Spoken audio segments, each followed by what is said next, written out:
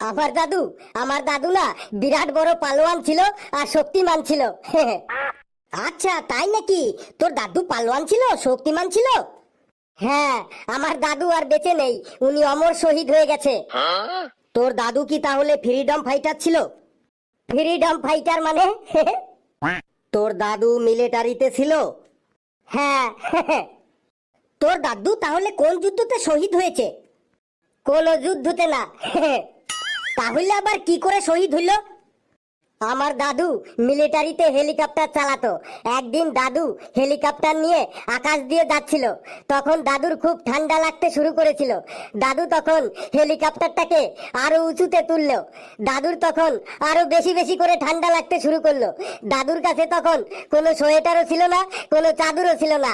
দাদুর ঠান্ডায় কাঁপতে শুরু করলো। তখন দাদু কোনো উপায় না পেয়ে হেলিকপ্টারের পাখাটা বন্ধ করে দিয়েছিল।